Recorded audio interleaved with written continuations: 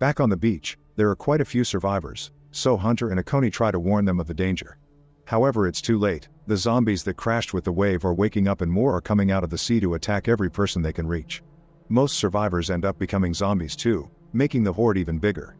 Akoni and Hunter use their gun and machete to kill a few zombies.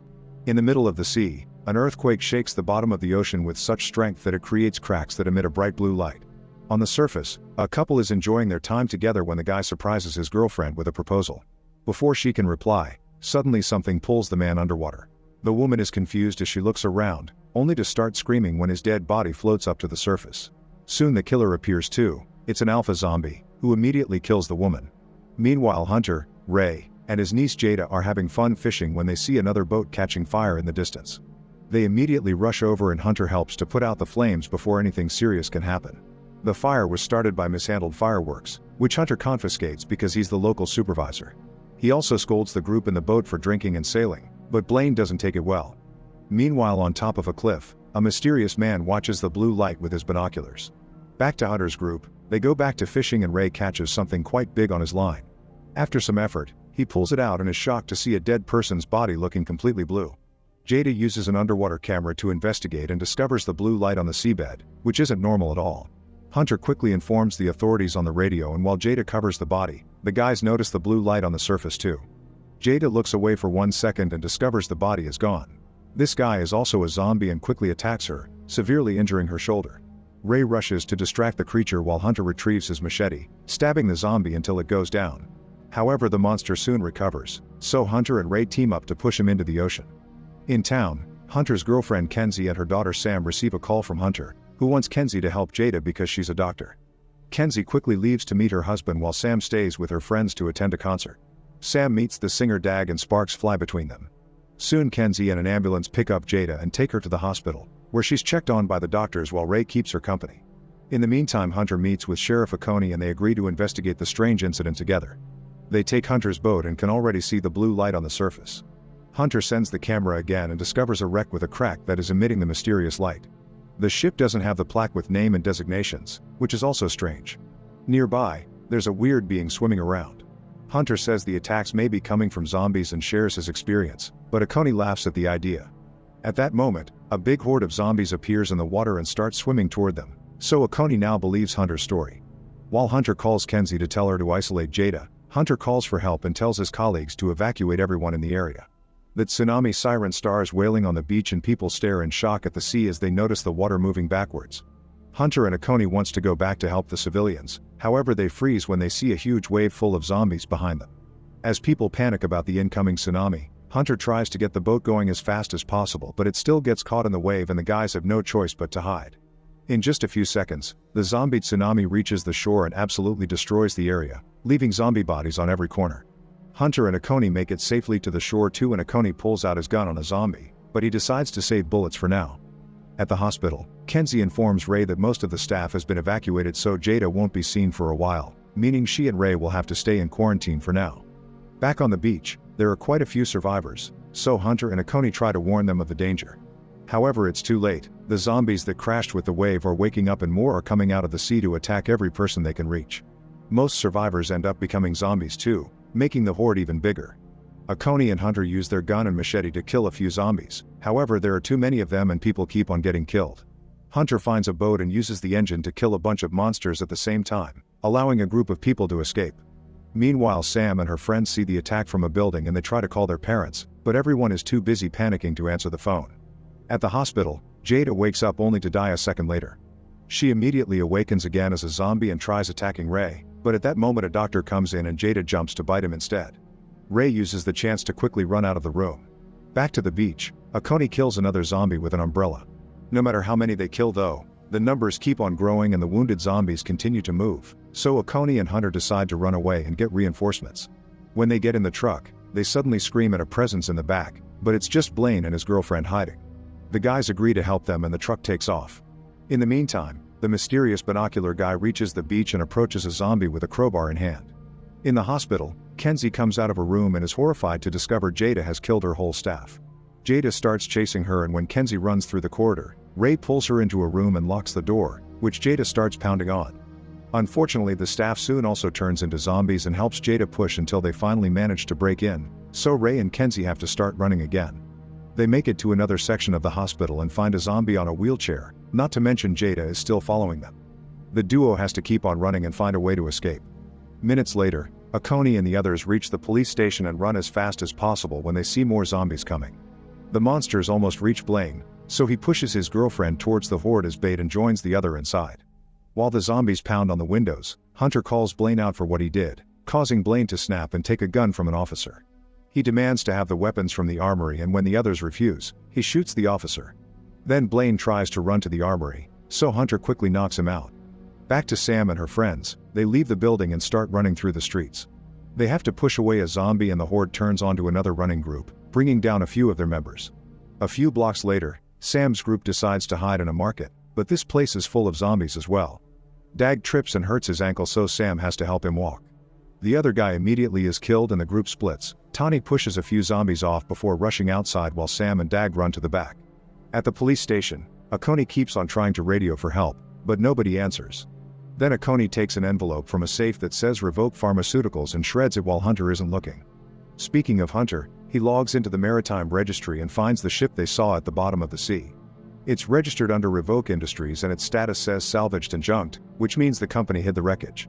At that moment the zombies finally break the windows, so Hunter and Akoni go to the armory to grab weapons. Hunter is more interested in the confiscated objects and gets a cool sword with a double blade. On their way out, a handcuffed Blaine asks them to take him too, but they ignore him.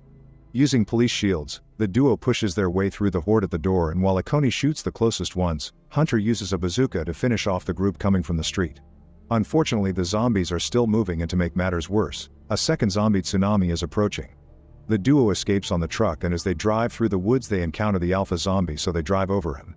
However, the monster is just fine. Back to Sam and Dag, they make it to the parking lot and find his van, where a band member is chilling. He's had the headphones on all along and didn't know what was happening.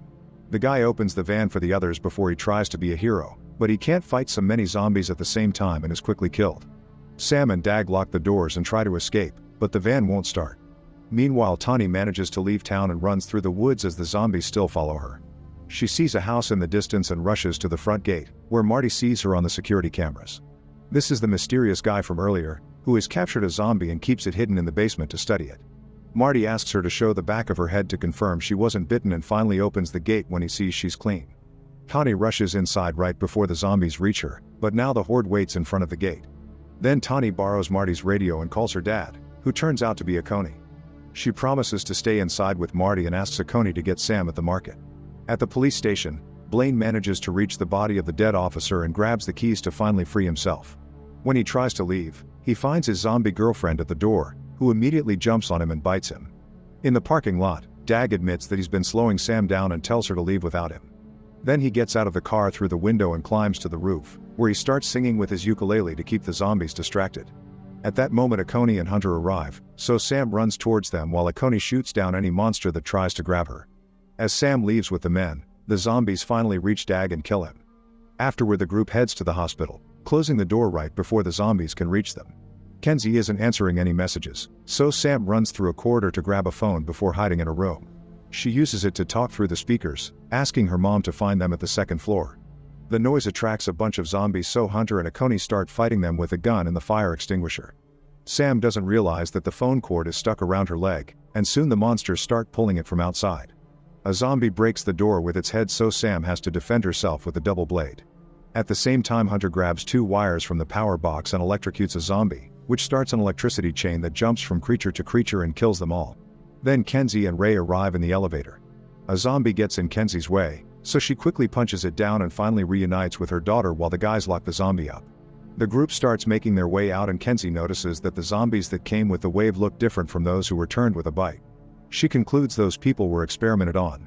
Outside, Hunter brings down a few more zombies with the blade so the group can get on the truck and finally escape. Moments later they make it to Marty's house and Tani gets to reunite with her dad. She notices that Akoni has a wound and Marty freaks out, but Akoni assures them it's just a scratch and he wasn't actually bitten. Once everyone is inside, Akoni uses Marty's radio to try to ask for backup, although Marty says he hasn't been able to contact anyone since this all started. Tani realizes that they had 2 tsunamis and nobody has come to check the area, which means there's some conspiracy behind it. At that moment, the zombie prisoner breaks free from its chains as it growls. Akoni hears a noise and goes to investigate, entering the experiment room and finding the bed empty.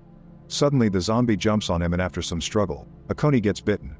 As he yells in pain, he kicks the zombie off him and the noise of the monster hitting the furniture alerts the others. The zombie hears them and goes upstairs, where the guys push it away and it ends up fighting against Kenzie. Marty immediately attacks it with his taser, instantly killing him. Ray brings Akoni upstairs and Tani takes care of his wound while Hunter connects the taser to the blade to make a more effective weapon. The group scolds Marty for hiding a zombie, so he explains he's been experimenting to learn their weakness. These zombies are full of a liquid with phosphorus, which explains the glow in the water and why electricity is the only way to truly stop them. Hunter concludes they must lure the zombies back to the water and run power to it to kill them all at the same time. They will also have to blow the wreckage so it can't make any more monsters, so Marty reveals he has a huge supply of grenades and C4. While the group starts packing up the weapons, Hunter goes outside to clear the way but the taser doesn't work. The gate suddenly opens so Kenzie comes out to help as well. She turns on the wood chipper, then she and Hunter begin fighting the zombies to throw them one by one into the chipper to obliterate them. Their teamwork is perfect and soon all the enemies are killed so the group can escape.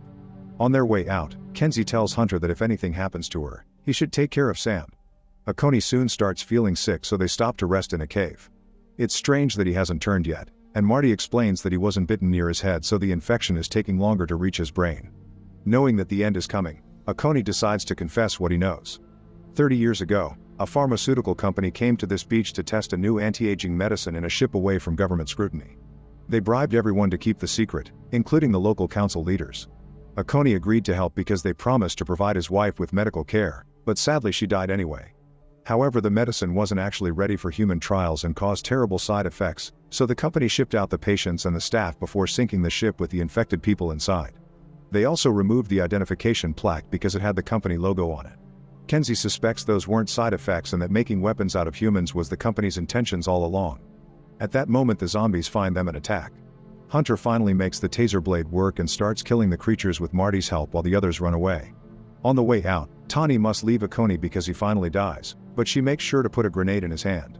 Once all the zombies are down, Hunter and Marty join the others and get out of the cave.